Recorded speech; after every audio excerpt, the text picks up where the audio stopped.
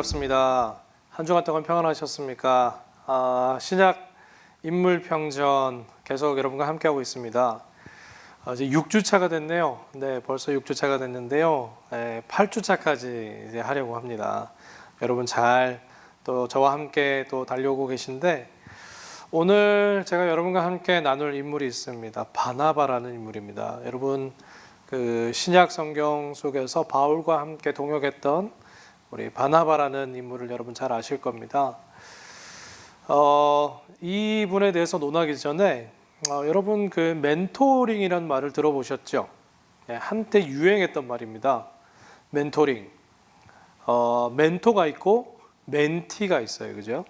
그래서 멘토링이 무엇인가에 대해서 한때 우리가 참 이야기들을 많이 들었는데, 기업이나 조직에서 어떤 지식을 전달하거나 또 핵심 가치를 강화하고 인재를 육성할 때 쓰여지고 활용되는 아주 중요한 그런 멘토링의 그 스킬이 있습니다. 여러분, 이것이 학교나 그 교회에서도 여러분 계속해서 이렇게 진행되고 있어요. 사실 저희 교회에서 개인 대 개인의 그 멘토링을 기반으로 해서 이루어지는 훈련이 있습니다. 여러분 기억나세요? 새가족반 끝나고 난 다음에 여러분 16주차 동안 하게 되는 훈련이 있죠. 세일꾼만 훈련입니다. 세일꾼만. 그래서 1대1 혹은 1대 뭐 2명, 3명 정도 최소한의 인원을 가지고 서로 이렇게 훈련하고 이렇게 맨투맨으로 이렇게 성경 말씀을 나누는 멘토링이 추가된 사실 훈련 프로그램입니다. 여러분, 이 멘토링이 왜 중요한가? 특히 교회에서. 우리가 교회에서 참 좋은 분들을 많이 찾을 수가 있습니다. 좋은 멘토들을 많이 찾을 수가 있어요. 교회에서 좋은 멘토가 있다는 것은 하나님의 그 진리와 핵심 가치, 복음의 핵심 가치를 우리가 1대 다도 좋지만 1대 소수의 인원과 함께 컴팩트하게 이렇게 전해지면 훨씬 효과가 있기 때문에 그래요. 사실 어떻게 보면 그 교회에서 이 멘토를 찾으면 얼마든지 찾을 수 있습니다. 제가 이 멘토를 한국식의 표현을 빌리자면 교회 어른입니다. 어른. 나이가 많다고 해서 어른이 아니고 누가 어른일까? 모범이 되는 사람입니다. 그죠?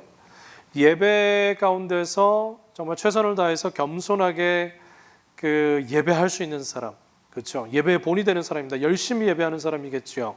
마음과 뜻을 다해서 사역하면서 최선을 다하고 또 순종하며 또 사역하는 모범이 되는 사람이겠고, 공동체에서 많은 사람들과의 관계에서 좋은 열매를 맺을 수 있는 사람, 그런 모범이 되는 사람이겠고, 개인의 삶에서도 마찬가지요. 자기의 삶을 통해서 인격적으로 또 자기의 삶의 여러 자리에서 하나님을 드러내는 그런 사람일 겁니다. 저는 그런 사람이 어른이라고 생각해요. 그런 사람이 멘토가 될 수 있다고 생각합니다. 그래서 여러분, 그런 사람이 어디 있느냐라고 하실지 모르겠어요. 근데 저희 교회 참 많습니다. 여러분들 만나보셨을 거예요. 그래서 이 참 멘토의 역할이 중요하다. 공동체를 더 강하게 만드는 것에 참 중요한 역할을 한다는 겁니다. 성경 속에서 예를 한번 찾아볼까요? 성경 속에서 멘토와 멘티의 관계, 모세와 여호수아의 관계를 떠올릴 수 있죠. 그리고 다윗과 나단 선지자, 그죠? 나단 선지자와 다윗, 멘토와 멘티의 관계가 되겠어요. 그리고 엘리야와 엘리사, 그렇죠? 여러분 잘 아는 스토리지요. 베드로와 마가 요한, 오늘 또 마가 요한이 등장하게 될 텐데 그 멘토와 멘티의 역할, 그리고 오늘 제가 다루려고 하는 멘토, 바로 바나바입니다. 바나바. 그림이 약간 좀 깨지긴 하는데요. 그 두 권을 쓰고 있는 분이 바나바고요. 그 어깨에 손을 올리고 있어요. 누굴까요? 바울입니다. 바울을 멘티로, 그래서 바울을 바울답게 만들어주는 역할을 했던 아주 중요한 바나바의 모습이 있었어요. 자, 그래서 오늘 그에 대해서 자세히 한번 살펴보고자 합니다. 그래서 여러분 차근차근 저와 잘 따라오시면서 오늘 한번 우리 살펴보도록 하겠습니다. 자, 먼저 바나바의 프로필부터 한번 우리 보도록 하겠습니다. 사도행전 4장 36절에 바나바에 대한 소개가 나오는데요. 구브로에서 난 레위족인이 있으니 이름은 요셉이라 사도들이 일컬어 바나바라, 번역하면 위로의 아들이라 하니. 자, 본명이 있어요. 본명은 요셉이고요. 별명이 나오는데요. 별명이 바나바입니다. 바나바. 자, 바나바의 뜻은 번역을 해줬네요. 성경에서 위로의 아들이다. 여기서 위로한다라는 것은 권면하고 세워준다라는 의미가 있습니다. 자, 본명이 있음에도 불구하고, 요셉이라는 본명이 있음에도 불구하고 사람들에게, 사도들에게, 또 많은 사람들에게 그 별명인 바나바라고 불려진 이유는 그가 정말 권면하는 자로, 위로하는 자로, 다른 사람을 세워주는 자로 살았던, 그래서 많은 사람이 별명을 불렀어요. 자, 어디 살았는지 가족 배경을 우리가 좀 한번 보도록 하겠는데요. 아까 구브로에 살았다 그랬어요. 자, 지도 하나를 좀 보여드리도록 하겠는데요. 여기 지금 터키와 레바논 그 옆에 보면 섬이 하나 있죠. 키프로스라는 섬입니다. 지금의 키프로스인데 이때의 이름 명칭으로는 구브로입니다. 자, 이 섬에 살았던 디아스포라 유대인이었고요. 레위 족속이었었어요. 레위 족속이었고, 그리고 가족 관계를 좀 보면 마가 요한의 삼촌이었다. 여러분, 그 120문도가 성령 세례를 받았던 장소 기억나세요? 어떻게 기억하세요? 마가의 다락방이라고 기억하시죠? 예수님의 제자 마가가 아니고 마가 요한, 지금 이 마가 요한의 다락방입니다. 자, 그 마가 요한의 삼촌이에요. 삼촌, 외삼촌입니다. 자, 그런데 예루살렘 교회의 예배 처소로 제공했던, 자, 마가 요한, 자, 120명이 들어갈 수 있을 만한 다락방을 가지고 있는 아주 큰 저택을 가지고 있었던 잘 사는 집안이었었어요. 자, 마가 요한의 삼촌이었고요. 그리고 바나바도 그 같은 일족이었어요. 그래서 부유한 삶을 살았던 사람입니다. 구브로에서 그 키프로스라는 이 섬에서 부유한 삶을 살았고 초대교회에 아주 중요한 역할을 감당하고 있었어요. 근데 레위인은 원래 사유재산을 가질 수가 없잖아요. 그런데 구브로, 키프로스에서 태어난 디아스포라 유대인으로서 사실 어떻게 보면 2세죠. 지금으로 따지자면 우리 자녀들이 미국에서 태어난 것처럼, 그래서 미국에서 태어나면 미국 시민권자로서 미국 법에 의해서 살게 되는 거잖아요. 자, 마찬가지로 레위인이었지만 이스라엘 법에 저촉되지 않는 범위 내에서 사유재산을 가질 수 있었다. 그래서 이 바나바는 부유한 삶을 살았던 사람으로 소개가 되고 있습니다. 자, 이제 좀 더 깊이 이제 바나바의 삶을 한번 우리가 살펴보도록 할 텐데요. 바나바는 아까 제가 말씀드렸던 것처럼 위로의 사람, 멘토라고 제가 말씀드렸었어요. 바울을 걸출한 사도로 또 이렇게 복음의 사도로 만들 수 있었던 그런 사람, 견인했던 사람, 바로 바나바였는데요. 이처럼 사실 어떻게 보면 바나바의 삶은요, 다른 사람의 길을 열어주는데 사용받았던 사람입니다. 자, 그래서 바나바의 삶이 어떻게 열려있는 삶이 되었는지, 그의 삶의 모든 면을 한번 지금부터 살펴보도록 하겠는데, 어떻게 하나님 앞에 열려 있었고 사람 앞에 열려 있었는지를 우리 한번 살펴보도록 하겠습니다. 첫 번째, 편손. 자, 무슨 말인가? 손을 폈다, 펴고 있다 라는 뜻이에요. 제가 이렇게 제목을 정한 이유는요, 바나바는 부유한 사람이라 그랬어요. 그런데 자기의 그 부유함, 자기 재산을 자기 손으로 움켜쥐고 혼자만 가지고 있는 사람이 아니었다. 손을 펴서 그 자기 재산을 다 펴서 다른 사람을 더 도와주고 세우고 하는 일에 그 물질을 사용했던 사람이었다는 겁니다.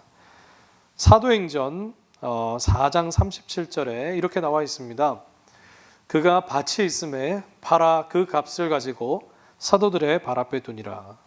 자, 고향 땅 구브로에 자기 땅이 있었어요. 재산이 좀 있었단 말이지요.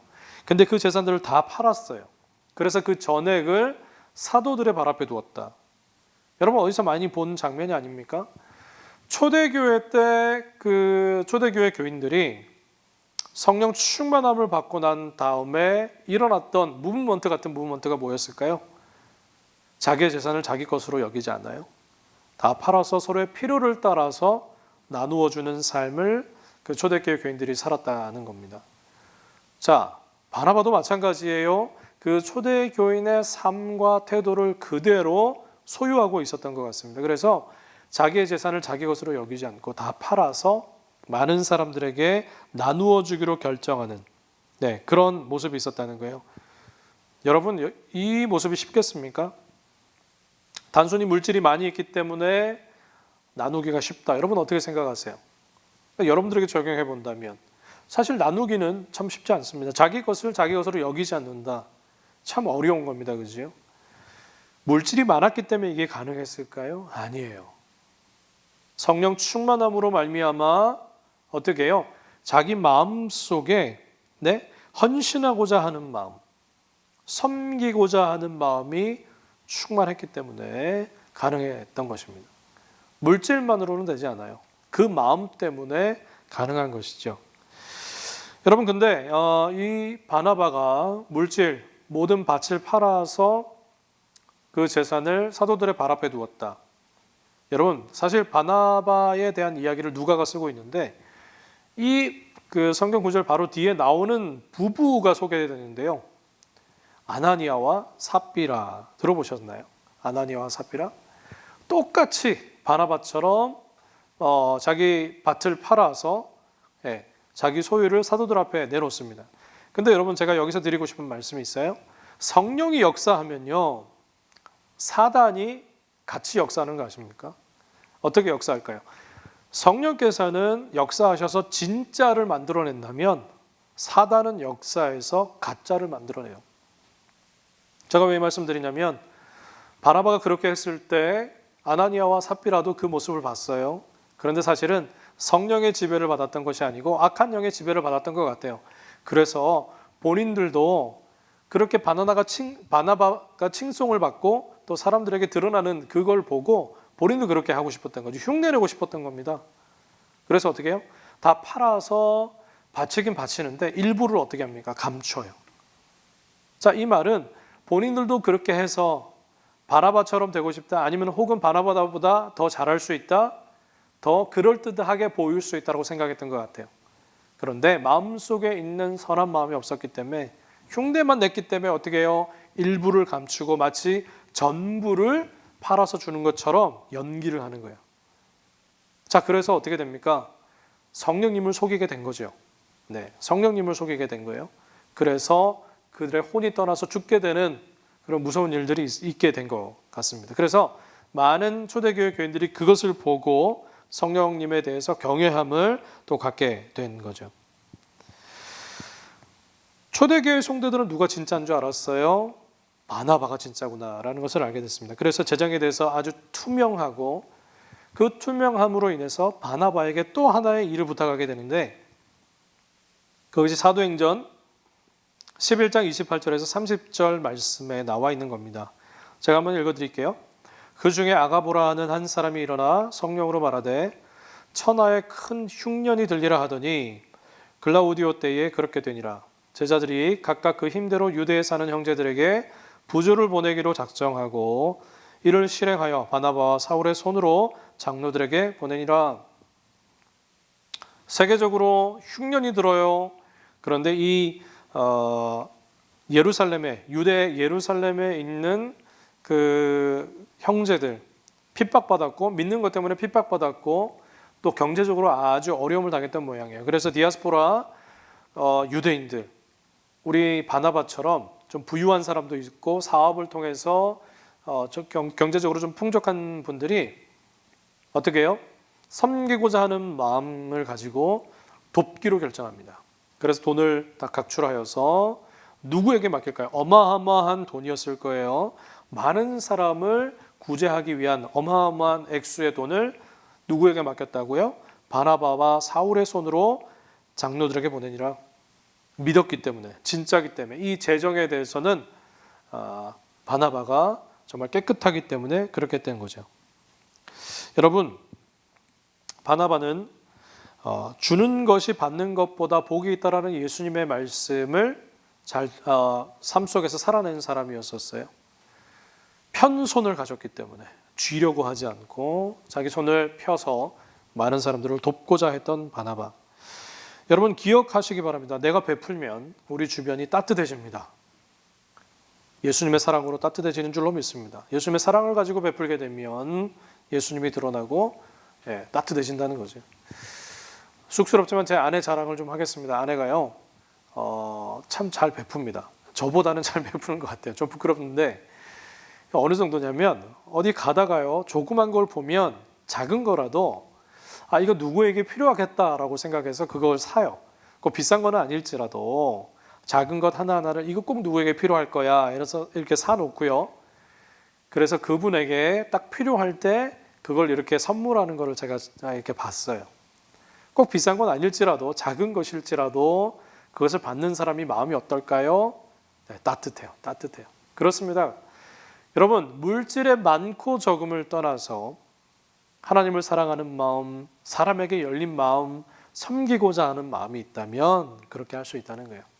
저와 여러분이 물질의 많고 적음에 관계없이 내 손을 펴서 주변 사람을 도울 수 있는 주는 것이 받는 것보다 복이 있다라고 말씀하신 그 삶을 살아내는 저와 여러분 될 수 있게 소원합니다. 자, 두 번째, 바나바의 삶은 어떤 삶이었나? 열린 문과 같은 삶이었다. 자, 사울이요 회심을 해요. 그래서 스데반을 순교하게 만든 장본인이었죠. 그 사울이 근데 여러분 잘 아시는 것처럼 극적으로 예수님을 만납니다. 직접 나타나시죠. 그리고 회심합니다. 회심한 다음에 이 사울이 복음을 증거하고 싶은데 누구랑 교제하고 싶냐면 예수님의 그 제자들 그리고 예수님을 직접 동역했고 함께 있었던 그 사람들과 교제하길 원했던 거예요. 그런데 사람들이 사울을 두려워합니다. 왜 그랬을까요? 이 예수 믿는 사람을 잡는 일에는 아주 탁월한 사람이었고 그리고 얼마 전에 또 스데반이 순교했고 이 바울 때문에 사울 때문에 그래서 초대교회가 이 사울 때문에 얼마나 공격을 받고 핍박을 받았든지 사울 하면 치를 떨 정도였었어요. 그런데 사울이 어느 날 예수님 만났다고 자기들하고 친해지고 싶다고 이야기하는 거예요. 안 믿는 겁니다. 의심하는 거예요. 혹시 이 사울이 연기해서 우리를 또 다 잡아가두면 어떻게 하나 뭐 이런 마음이 있었던 것 같아요. 자, 그런데 이 사울을 데리고 제자들 앞으로 간 사람이 있습니다. 바나바죠. 사도행전 9장 27절 28절에 이렇게 되어 있지요. 바나바가 데리고 사울을 데리고 그죠? 사도들에게 가서 그가 길에서 어떻게 주를 보았는지와 자, 가는 다메섹 도상에서 예수님이 사울을 만나 주신 그 이야기를 사울이 하지 않고요. 안 믿으니까 바나바가 대신해 주고요. 주께서 그에게 말씀하신 일, 복음의 사명에 대한 일이겠지요. 그리고 다메섹에서 그가 어떻게 예수의 이름으로 담대히 말하였는지를 전하니라. 회심하여서 자기가 만난 예수 그리스도에 대해서 전도한 이 사울에 대해서 바나바가 직접 어떻게 해요? 제자들에게 말하는 겁니다.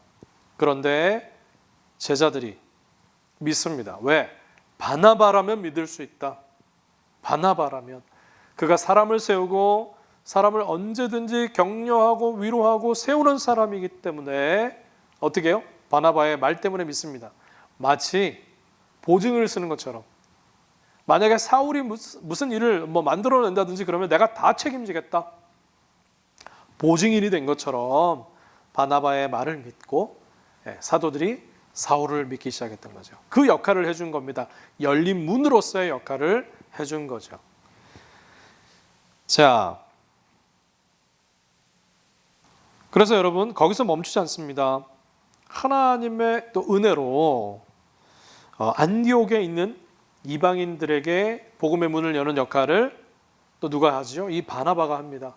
왜냐하면 2세였고 로마 문화권에서 누구보다도 바율인 걸로 또 다른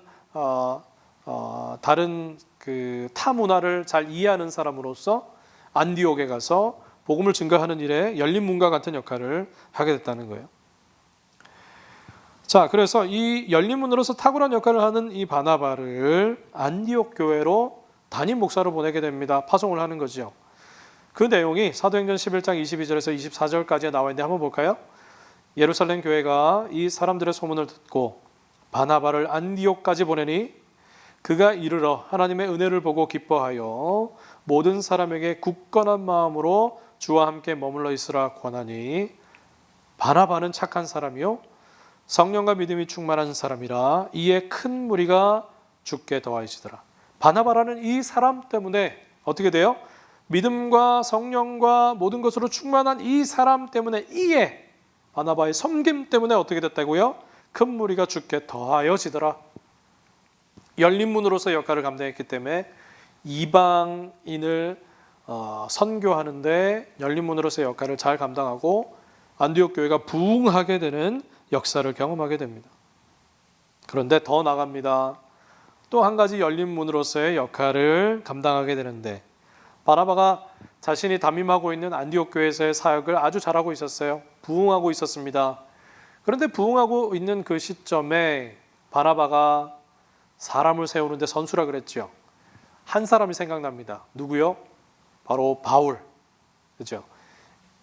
그때만 해도 이름은 사울이었었어요. 바울이라고 아직 칭하지 않았을 때였는데 사도행전 11장 25절에서 26절까지의 말씀이 이렇게 말씀하고 있습니다. 바나바가 사울을 찾으러 다소에 가서 사울의 고향이 다소입니다. 다소 찾아갑니다.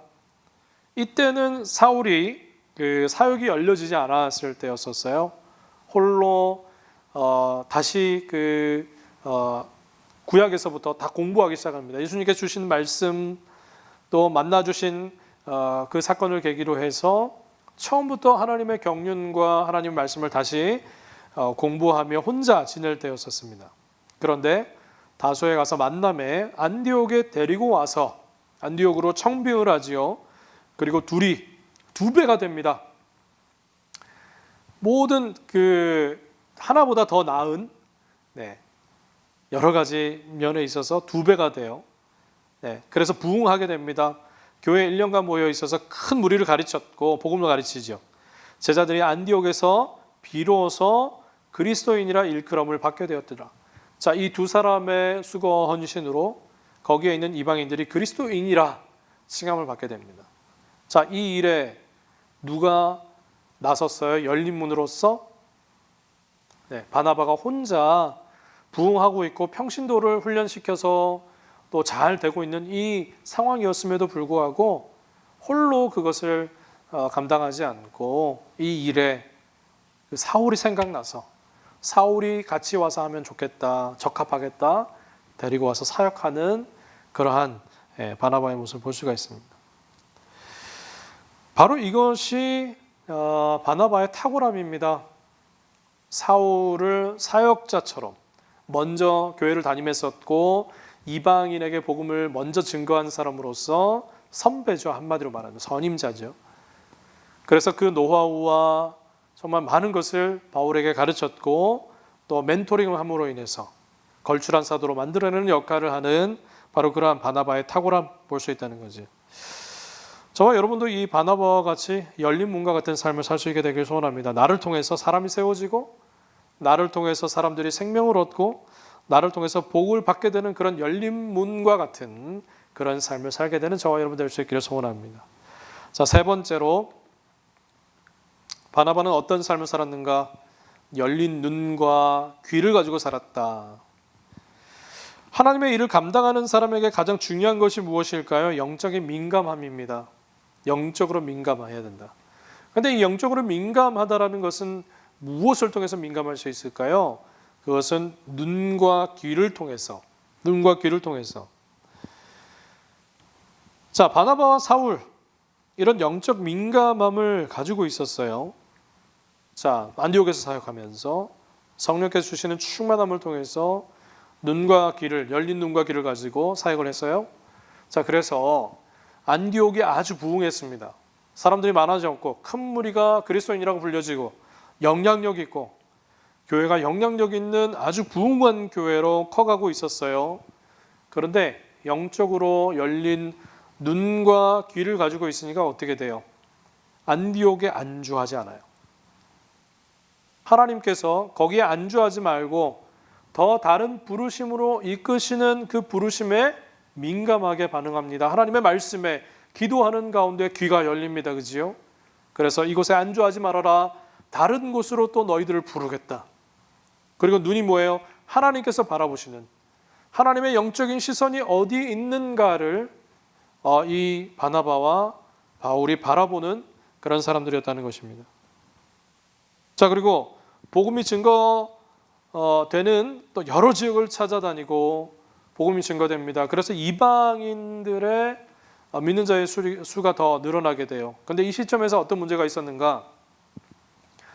복음이 증거되어지는 곳에 이방인들 크리스찬들이 이제 생겨났고 동시에 디아스포라 유대인하고 또 함께 섞이게 되는 일이 있어요. 그런데 이 디아스포라 유대인들은 율법을 아무래도 계속해서 강조합니다.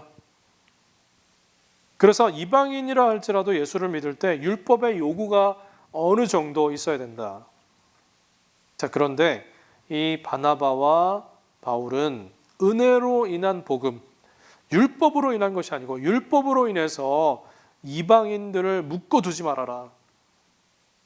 복음, 은혜로 가능하다. 구원, 은혜로 가능하다라는 것을 서슴없이 전하고 또 여러 가지 사도들과 또 교회 지도자들이 함께 모인 그곳에서 회의할 때 어떻게 해요? 당당하게 외쳐. 이방인들을 대표하는 그런 사도로서 열린 눈과 귀를 가지고 당당히 외치는, 타협하지 않는 그들의 모습을 볼 수 있다는 거예요. 자, 그래서 다시 앞으로 가볼게요. 사도행전 14장 27절에 그들이 이르러 교회를 모아 하나님이 함께 행하신 모든 일과 이방인들에게 믿음의 문을 여신 것을 보고하고 그들이 선교여행을 다녀옵니다. 1차 선교여행, 여러 지역으로 선교여행을 다녀옵니다. 그래서 선교 보고를 통해서 하나님이 하신 일을 전합니다. 하나님이 어떻게 행하셨는가, 어떻게 믿는 자의 무리를 세우셨는가를 전하게 됩니다. 그런데 동시에 많은 그 선교 보고를 듣는 사람들이 이 바나바와 바울의 열린 눈과 귀, 영적 민감함을 통해서 이 일들이 일어났구나라는 것을 동시에 경험하게 되더라는 거예요. 그들이 통로가 되었다라는 것을 듣는 사람으로 하여금 알게 되었다는 겁니다. 여러분, 우리에게도 이런 영적인 민감함이 좀 있었으면 좋겠어요. 남들이 듣지 못하고 보지 못하는 것을 우리가 볼 수 있었으면 좋겠어요. 자, 무슨 말인가? 신앙은 각자라고 합니다. 맞아요. 신앙은 각자인데요. 여러분, 저는 그랬으면 좋겠어요. 이 신앙이 각자라고 해서 내 개인만을 위한 신앙이 되지 않았으면 좋겠어요. 무슨 말인가? 바나바와 바울이 영적으로 민감해서 사람들의 필요를 보고 다니는 곳마다 그 도시의 그 땅의 필요를 봤습니다. 영적인 필요를 봤어요. 그래서 그 땅의 영적인 필요가 채워지도록 하나님 앞에 간구하고 외치고 사람들로 하여금 그렇게 복음을 외쳤던 사람들처럼 우리도 우리 신앙이 우리만을 위한 신앙이 되지 않고 다른 사람의 필요를 돌아보고 이 땅의 필요를 먼저 보고 하나님께 간구하며 엎드릴 수 있는 그러한 여러분 됐으면 좋겠어요. 그래서 바나바처럼 다른 사람을 세우고 축복하고 또 풍성하게 하는데 여러분 사용되면 좋겠다는 생각이 듭니다. 자, 네 번째로 바나바는 어떤 마음으로 어떻게 살았는가? 열린 마음을 가지고 살았다. 사실 이 대목에서는요, 다루지 않을래야 않을 수 없는 일을 좀 다루겠습니다. 왜냐하면 바나바와 바울이 다투는 일이 좀 있었어요. 다투는 일. 그 일에 대해서 좀 다루려고 하는데 그들의 다툼의 핵심에는 사람이 있었어요. 사람에 대한 생각 차이 때문에 다투게 되었습니다. 제가 바나바는 어떤 사람이라고 그랬어요? 위로의 사람, 겉면의 사람, 관계가 중심적이고 사람이 중요한 그런 인물이었다면 바울은요, 일 중심입니다. 사명 중심, 꼭 일 중심이라고 해서 여러분 일 중심 그러면 일중독을 생각하시는데 그게 아니고 사명이 중요한 사람, 나에게 주신 사명, 그것을 이루기까지 타협함이 없는, 자 바로 그러한 두 사람의 다른 점이 있었어요. 그래서 여러분 다툼은 꼭 누가 잘못했기 때문에 다투게 되는 것이 아니고, 다툼은 또 언제 일어납니까? 서로의 의견 차이, 생각 차이, 또 어떤 사고의 차이 때문에 생겨나게 되는 거죠. 자, 어떠한 다툼이 있었는가? 사도행전 15장 37절에서 39절 말씀. 바나바는 마가라 하는 요한도 데리고 가고자 하나 바울은 밤빌리아에서 자기들을 떠나 함께 일하러 가지 아니한 자를 데리고 가는 것이 옳지 않다 하여. 자, 무슨 말인가? 1차 전도 여행 때 사실 좀 일이 있었던 것 같아요. 1차 전도 여행에 바나바, 바울과 또 마가, 요한도 함께 갔는데, 조카죠. 바나바의 조카죠. 1차 전도 여행의 리더는 누구였는가? 바나바였습니다. 그런데 이 사명 중심의 바울이 막 두각이 나타나는 거예요. 말도 잘하고 어떤 두려움과 어려움 앞에서도 두려워하지 않고 막 진취적이고 막 이러다 보니까 리더십이 좀 약간 혼돈이 오게 된 거예요. 바울이 리더인가 우리 삼촌 바나바가 리더인가 헷갈려하는 상황이 생기게 된 거예요. 그래서 마가, 요한은 삼촌이 분명히 리더인데 바울의 리더십이 막 두각을 나타내고 막 이러다 보니까 기분이 나빴던 거예요. 그래서 마가, 요한이 중간에 사명을 완수하기도 전에 사실은 바울이 꼴보기 싫어서 중도 하차를 합니다. 그리고 고향에 돌아가요. 그러한 일들이 있었던 거예요. 자, 그러다 보니까 이제 2차 전도 여행을 준비하는데 바나바는 그때 마가가 중도 하차했지만 이번에도 다시 데리고 가자. 근데 바울은 뭐예요? 사실 자기한테 기분 나빠서 떠나간 이 사람하고 2차 전도 여행을 또 하고 싶지 않은 거예요. 그런 거죠. 왜냐하면 사명 중심의 사람이고, 아니 아무리 자기가 싫다고 해도 사명을 내팽개치고 도망가냐? 같이 갈 수 없다는 거예요. 그래서 어떻게 돼요? 이것 때문에 서로의 관점 차이죠. 사람에 대한 관점의 차이죠. 그것 때문에 심히 다투어서 피차 갈라섰다. 그래서 바나바는 마가를 데리고 구브로로 가고 고향으로 돌아갔답니다. 갈라서게 된 거죠. 자, 여러분, 어떻게 보면 사실 바울은 사명 중심의 사람이었고, 뭔가 하나님께서 맡겨주신 이 일을 이루는데 다른 것에 타협하지 않아요. 사람과의 이런 거 별로 마음에 들지 않습니다. 그래서 어떻게 해요? 마가를 뒤로 이렇게, 이 사명에 좀 필요 없는 사람은 뒤로 제끼고 필요한 사람 데리고 가자, 이런 주의자는 거죠. 실수한 사람에 대한 용납이나 어떠한 그런 것이 없어 보여요. 되게 냉정해 보이고 차가워 보인단 말이지요. 그런데 바울도 성숙해져 가는 단계에 있었기 때문에 이런 연약한 점이 있었어요. 자, 그런데 바나바는 실수하고 연약할지라도 기회를 주자. 그래서 다시 전도행을 통해서 이 마가가 그때는 비성숙했지만 2차 전도행을 통해서는 좀 더 성숙한 사역자로 세워지지 않을까? 기회를 줘보자. 이런 주의였던 거죠. 자, 열린 마음이라고 제가 제목을 붙인 거는 실수했을지라도 넘어졌을지라도 사람에 대해서 열린 마음을 가지고 접근하자는 겁니다. 그것이 바로 바나바의 마음이었었어요. 자, 그러나 아쉽게도 이 사건을 이유로 바나바, 바울의 동역은 끝이 납니다. 아쉬워요. 근데 여러분들 이 다툼을 통해서 생각할 수가 있겠죠. 여러분들은 어느 쪽이세요? 사람이 먼저예요? 사명이 먼저입니까? 사람이 먼저다? 사명이 먼저다? 둘 다 중요하다. 그렇죠? 사실 정답은 둘 다 중요합니다. 둘 다 건질 수 있으면 얼마나 좋겠어요. 근데 잘 안 됩니다, 사실. 근데 여러분 이렇게 생각해 보면 좋겠어요. 사명을 누가 이룹니까? 사명을 이루어가는 사람은 사람입니다. 그래서 사람이 세워져야 사명도 이루어질 수 있다는 거예요. 바나바는 그걸 너무 잘 알고 있었습니다. 시간이 좀 걸린다 할지라도 사람이 세워져야 그 사람을 통해서 사명이 세워진다. 바울도 마찬가지, 연약한 사람이고 실수가 많은 사람이었었어요. 되게 냉정하고 일 중심이고 사람이 다치는 거에 대해서 별 마음을 두지 않는 그런 사람인데 시간이 걸려야 했었어요. 자, 여러분, 하나님께서 사람을 불러 사용하실 때 완벽한 사람을 부르지 않으셨습니다. 비성숙하고 넘어지고 혈기왕성하고 실수가 많은 사람을 부르세요. 그래서 어떻게 하십니까? 여러 가지 사건과 여러 가지 일들을 통해서 훈련시키시죠. 다듬어 가십니다. 그래서 성숙한 사역자로 바꾸어 가세요. 시간이 좀 걸려요. 어쩌면 하나님의 관심사는 일을 이루어가는 것에 관심이 있는 것이 아니고 하나님의 사람이 하나님의 마음을 알고 예수님처럼 닮아가는 그 일에 그죠? 사용받고 그렇게 되길 원하는 것이 하나님의 가장 사람을 향한 마음이 아닌가, 그게 먼저가 아닌가라는 생각이 듭니다. 그래서 우리도 마찬가지예요. 사람에 대해서 늘 열린 마음이 있어야 될 줄로 믿습니다. 사역하다 보면, 특별히 여러분 사역의 리더로 있다 보면 내 뜻대로 안 될 때가 있어요. 왜 이렇게 더디지?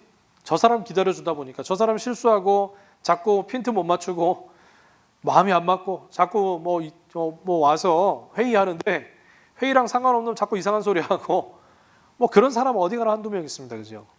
그런데 그런 사람이 왜 있을까? 왜 사역에 함께하고 있을까? 기다려줘야 된다는 거예요. 시간이 좀 걸릴 수 있습니다.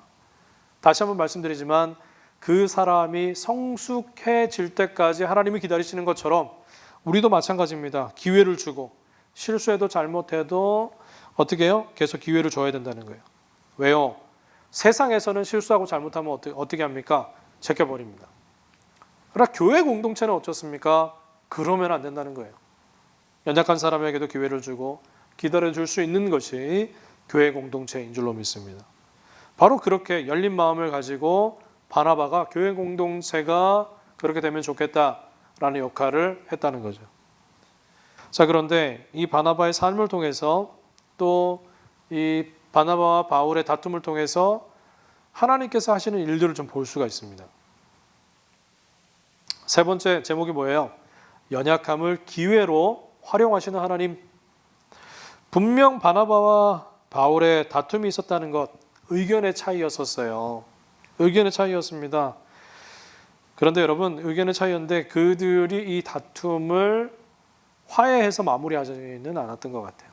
얼마나 심하게 다투었는지, 어떻게 다투는지 상상이 안 됩니다. 그런데 성경에 심하게 다투었다고 말하는 것 보면 안 볼 사람처럼 다툰 것 같아요. 서로 왕량했기 때문에. 그래서 그냥 붙어 있는 것보다 서로 갈라서는 것이 최선책이겠다라고 생각했던 것 같아요. 어찌 보면 두 사람의 연약함입니다. 기질 차이, 생각 차이로 인해서 하나됨이 깨어지는 순간이지요. 그런데 하나님은 그 사람의 바나바와 바울의 연약함마저도 선용하시는 하나님이시라는 것을 우리는 알 수가 있어요. 어떻게 알 수 있는가? 1번, 하나님이 그들의 연약함을 통해서 선교를 더 효과적으로 발전시키셨다. 무슨 말인가?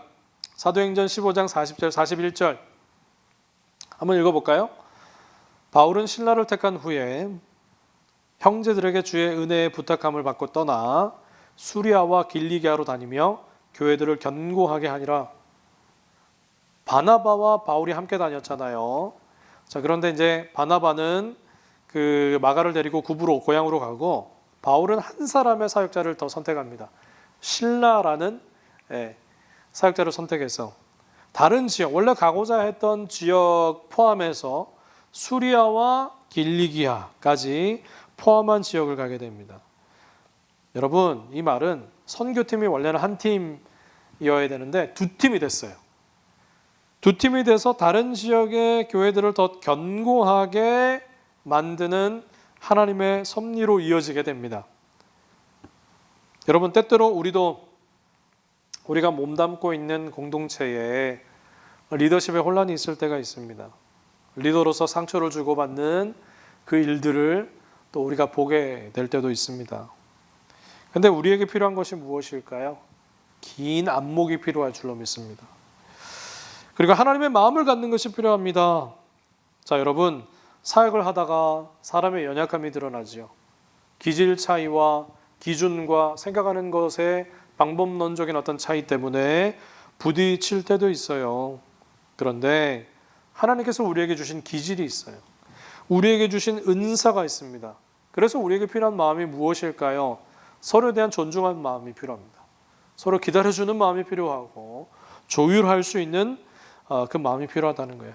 왜요? 결국에는 우리의 연약함마저도 하나님께서 선용하시게 된다는 거예요. 그 선용함을 통해서 교회 공동체를 더 굳건하게 하실 수 있다는 사실입니다. 그래서 우리가 다툴 때도 인간적으로 다투어서는 안 됩니다. 인간적인 감정으로 막 인격을 막 낮추고 막 무너뜨리고 하는 그런 싸움이 아니고 어떤 생각과 방법론적인 어떤 다름, 그런 것들이 충분히 표현될 수가 있는 거예요. 그렇습니다. 분명히 우리가 자라온 환경이 틀리고 생각하는 방법이 틀리고 일을 처리하는 방법이 틀리기 때문에, 그러나 기질대로 은사대로 또 여러 가지 다름의 모습을 통해서 하나님께서는 더 그 연약함일 수도 있겠지만 그거를 선용하시는 하나님을 여러분 기억하시고, 사람에 대해서 여러분 그런 마음을 가지셔야 됩니다. 하나님의 마음을 갖고 긴 안목을 가지고 일이 조금 더딜지라도 하나 되어가는 일을 만들어가는 것이 참 중요하겠다라는 생각이 듭니다. 자, 두 번째, 사람의 연약함을 하나님께서 선용하시는 두 번째, 바울도 바나바처럼 변화되다. 자, 무슨 말인가? 바나바와 바울의 다툼의 원인이 누구였었어요? 마가였습니다. 마가. 사실 마가가 사고치고 떠나가지 않았다면 이 두 명의 정말 이 걸출한 이 두 사도가 시너지가 얼마나 났을까라는 생각하게 됩니다. 그런데 애석하게도 그 다툼을 이유로 바울과 바나바는 직접적으로 같이 사역은 하지 않게 돼요. 그런데 바울이 자기 생을 마감하기 전에 유언서와 같이 쓰는 디모데후서 4장 11절에 이런 말을 하게 됩니다. 누가만 나와 함께 있느니라. 누가에게 부탁해. 내가 올 때에 마가를 데리고 오라. 그가 나의 일에 유익하니라. 이 마가가 그때 바나바와 바울이 피 튀기게 싸웠던 싸움의 원인이 됐던 그 문제의 인물 마가입니다. 마가를 어떻게 데리고 오라고, 보고 싶다고. 자, 이제 바울의 시간이 지나면서 자기의 삶의 마지막 때가 됩니다. 그런데 지나간 시간을 돌아보니까 하나님께 예수님을 만나고 눈이 멀고 그러한 중에 사명을 받아서 초대교회 교인들을 막 핍박할 때와 같은 그 열심, 그거보다도 더 큰 열심으로 복음을 증거하고 사명을 완수하기 위해서 뛰어오다 보니까 자기 혼자 이 일을 할 수 없었다는 걸 알게 됐어요. 여러분, 이제 바울의 서신서에 보면 그 편지를 받는 사람들, 그리고 자기와 동행하는 사람들을 얼마나 챙기는지를 알 수가 있어요. 바울은 변화됩니다. 누구처럼요? 바나바처럼 변화돼요.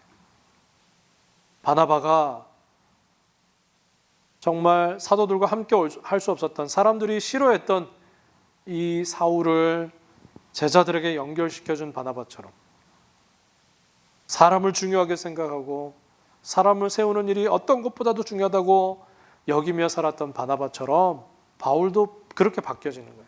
성숙해지는 겁니다. 그래서 홀로 사명을 완수할 수 없음을 알고 분명히 동역자가 얼마나 중요한가라는 걸 알게 되고, 그때 다투었던 마가 때문에 다투었던 그 마가를 다시 보고 싶어서 이렇게 부탁하는 그런 아름다운 이렇게 성숙한 바울의 모습을 볼 수가 있어요. 세 번째로, 바나바를 통해서 마가가 사역자로 성숙해지다. 자, 무슨 말인가? 바나바와 바울의 다툼의 원인을 제공했던 마가 비성숙한 사람이었었어요. 자, 전도행을 떠났으면 아무리 기분 나빠도 어떻게 해야 됩니까? 끝까지 완수해야죠. 그런데 어떻게 해요?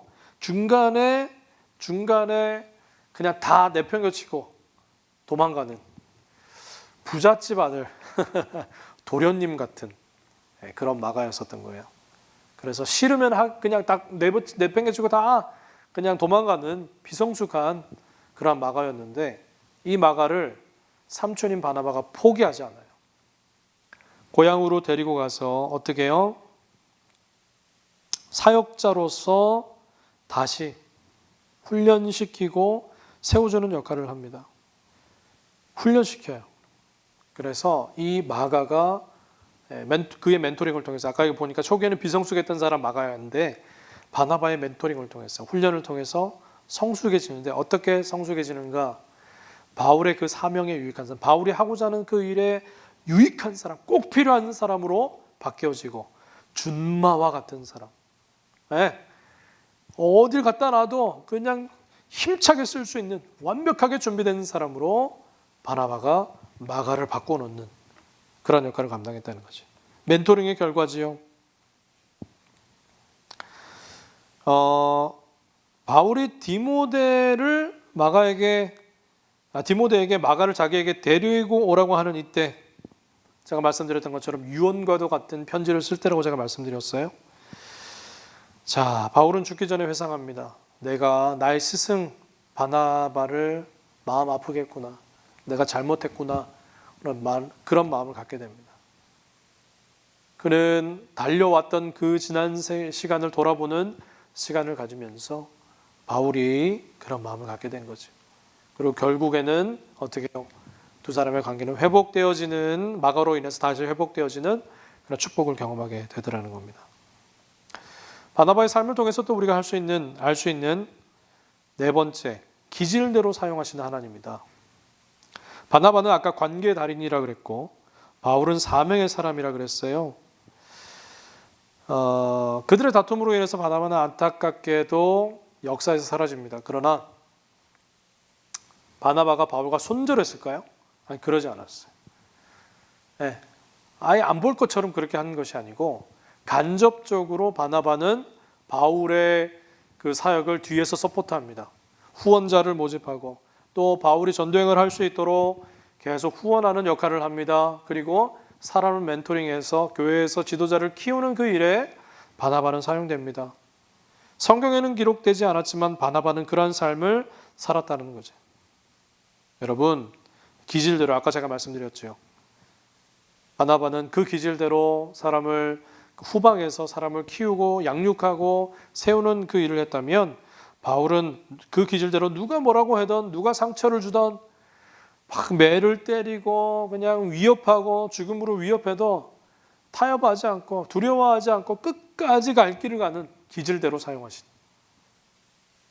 그래서 바울을 통해서 급속도로 유럽에 복음이 빨리 전파되어지는, 그렇게 사용하셨다는 거죠. 하나님이 각자에게 허락하신 기질과 은사가 있어요. 우리에게도 마찬가지지요.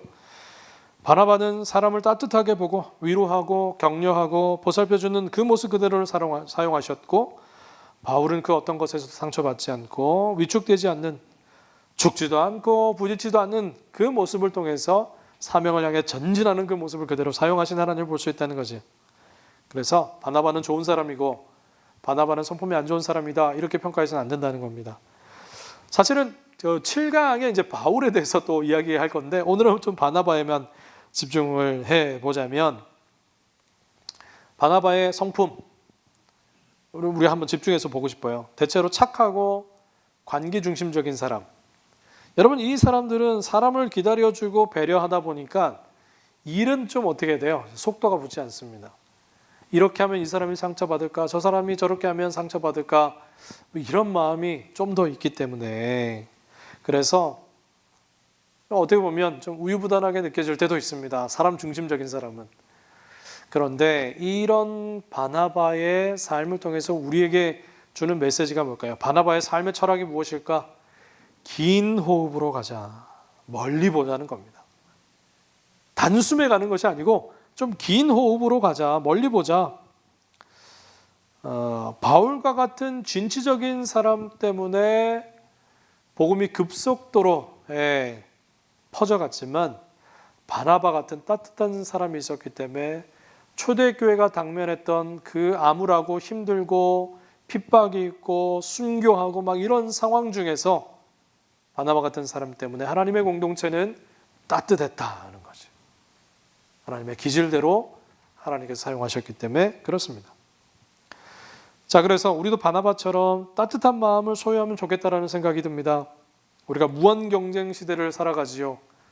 내가 살기 위해서 저 사람 제끼는 건 당연하고, 내가 앞서기 위해서 조금 못하는 사람은 없는 취급하고, 이러한 시대를 살아가는 가운데 우리가 따뜻한 마음을 가지고 사람들을 기다려주고 배려하는 그 모습이 있었으면 좋겠습니다. 세상에서도 마찬가지고 또 우리 교회 안에서도 마찬가지입니다. 교회 공동체도 가뜩 자칫 잘못하면 사명을 위해 전진하다 보면 사람을 잃어버리는 경우가 있어요. 그런 경우가 생기지 않도록 따뜻한 마음을 소유하는 저와 여러분이 되기를 소원합니다. 마지막으로 바나바는 아름다운 동행을 만들어간 사람이다. 여러분, 세계 인구 중에서 70억의 사람 중에서 12억이라는 사람이 소셜 네트워크 서비스를 경험하고 있습니다. 이제 셀폰을 가지고 있는 이제 어린아이들까지 셀폰을 다 들고 있기 때문에 이 소셜 네트워크를 접할 수 있는 사람은 더 많아질 것으로 추세가 됩니다. 그런데 여러분, 정보와 이런 거는 훨씬 빨라졌어요. 인스타그램 통해서 저 전 세계에 누가 뭐 하는지 자기 사생활이 어떤지를 다 볼 수가 있습니다. 맞습니다. 그래요. 그런데 여러분, 오히려 그것 때문에 우리의 관계는 시간과 공간의 제약을 넘어서지만 깊이는 점점 더 얕해지는 것 같아요. 깊이가 없다는 얘기죠. 교회 목회자로 이제 사역을 하다 보면 그 사역 환경도 참 많이 바뀐다는 생각이 듭니다. 예전에는 모든 일을 전화로 했거든요. 근데 요즘은 약간 젊은 분들요, 전화하면 전화 안 받습니다. 바빠서 안 받는 것도 있지만 바로 문자가 옵니다. 텍스트로 하면 좋겠다고. 전화 목소리 듣는 게 불편할 수 있다는 거예요. 그래서 여러분, 텍스트로 하길 원한다는 거예요. 그런 소통을 더 그런 소통하는 게 더 추세라는 거죠. 여러분, 만나고 또 삶의 현장인 어떤 콘텍스트 안에서의 만남보다는 문자로 하는 이런 텍스트를 선호하는 요즘 세상에서 우리가 살 수 있다는 거예요. 그러다 보니까 감정 전달이 쉽지 않아요. 필요한 정보만 전달하고요. 또 익명성이 요구되어지는 곳에서는 책임지지 않는 어떤 이야기들, 다른 사람을 향한 질타나 공격이나 이런 것들이 막 이어지고요. 책임지지도 안 해도 되는 익명이기 때문에, 그리고 정말 말도 안 되는 그런 가짜 뉴스들, 정확하지 않은 정보들이 막 홍수처럼 넘쳐나게 되는 거죠. 때로는 동영상 통화를 통해서, 요즘은 좋아졌어요. 예전에는 저희들 미국에 있고 부모님이 또 다른 곳에 계시잖아요. 한국에 계시거나 다른 또 제3국에 계시면 사실 전화 통화로는 참 힘듭니다. 근데 요즘은 세상이 좋아져서 어때요? 동영상 통화로 바로 옆에 있는 것처럼 느껴져서 참 좋은 건 사실입니다. 멀리 있는 친구들도 영상 통화로 할 수 있고. 그런데 행복감이나 소속감을 더 주고 있는가? 사실 그러지는 못하는 것 같아요. 오히려 조금 더 외롭고 어려운 건 아닌가라는 생각이 듭니다. 그래서 현대인들이 더 소외감과 외로움에 더 몸부림을 치는 그런 시대에 살고 있습니다. 여러분, 이런 때에 사실은 정신과 어떤 영혼의 패부로, 호흡으로 교감하고 아름다운 동행을 해야 되는, 여러분, 그런 것들이 참 아쉽습니다. 그래서 초월적인 가치의 영역, 하나님을 향한 영적인 어떤 그 가치들은 점점 어떻게 도외시 되고요. 하나님과 동행한다라는 것이 익숙해지지 않아요. 왜? 사람과의 동행도 점점 뜸해지다 보니까 하나님과의 동행한다라는 것, 아까 제가 말씀드렸던 것처럼 멘토와 멘티의 관계는 만나고 식사하고 교제하고 서로 눈을 보고 마음의 어떤 그런 호흡을 교감하는 그런 것들이 점점 사라지다 보니까 하나님과의 아름다운 동행도 사라지는 때를 우리는 살고 있다는 거죠. 하나님과의 동행이 점점 낯선 이야기처럼 느껴진다는 겁니다. 그런데 초대교회 때는 그때 그렇게 암울했고 힘들었고 어려운 그런 상황 중에서도 하나님과 동행했어요. 그리고 서로 함께 걸었습니다. 아픔을 나누고 어려움을 나누고 물질을 함께 나누고 그런 아름다운 동행이 있었어요. 초대교회를 회복하자는 것은 무슨 뜻일까요? 그때로 돌아가자는 겁니다. 멀리 가지 않아도 몇십 년 전만 해도 교회에서는 그런 아름다운 동행이 있었어요. 예. 지금도 사실은 우리 다락방들이 사실 그런 아름다운 동행을 만들어가고 있습니다. 맞아요. 점점 더 이것이 사라져갈 때 우리 교회는, 우리 공동체는 점점 더 아름다운 동행을 만들어가는 교회가 됐으면 좋겠고, 아울러 바나바의 역할을 통해서 공동체는 더 따뜻했다고 말씀드렸어요. 사람들이 세워지고 소외된 사람들이 드러나고, 그렇죠. 물질의 많고 적음에 상관없이, 지위의 높고 낮음에 상관없이 하고자 하고 섬기고자 하면 어느 곳에서든 세워질 수 있는 그때 그 초대교회처럼 우리 교회도 그런 교회가 될 수 있었으면 좋겠고, 그런 바나바와 같은 사람들을 배려해주고 또 멘토로서의 역할을 해주고, 아까 제가 초반에 말씀드렸던 것처럼 어른과 같은 역할을 할 사람, 나이가 많고 적고에 관계없이 하나님 앞에서 헌신된 사람, 겸손한 사람, 공동체를 돌아볼 수 있는 사람들이 더 많이 세워져서 주의 몸된 교회가 더 따뜻하고 강건하게 세워졌으면 좋겠습니다. 그래서 오늘 바나바의 이 삶이 우리에게 참 울림이 크죠. 그래서 여러분, 저와 여러분이 이 바나바처럼 그런 삶을 살게 됐으면 좋겠습니다. 주님 오실 그날까지. 예. 저도 사실 어떻게 보면 참 바울과 같은 사람인 것 같아요. 예. 다른 것이 아니고 일이 주어지면 그게 더 중요하고 사람은 좀 덜 중요한 그런 성향이 있었다면, 저도 사실 이 바나바의 삶을 보면서 참 많이 회개하고 많이 깨닫게 된 것 같습니다. 저와 여러분이 바나바처럼 공동체를 따뜻하게 하는 일에 사용받는 저와 여러분이 되기를 소원합니다. 자, 강의를 여기서 마치도록 하고요. 한 주간 동안 여러분 또 평안하시길 바라고, 강건하셔서 또 매일매일 하루하루를 승리하는 저와 여러분 됐으면 좋겠습니다. 감사합니다. 수고하셨습니다.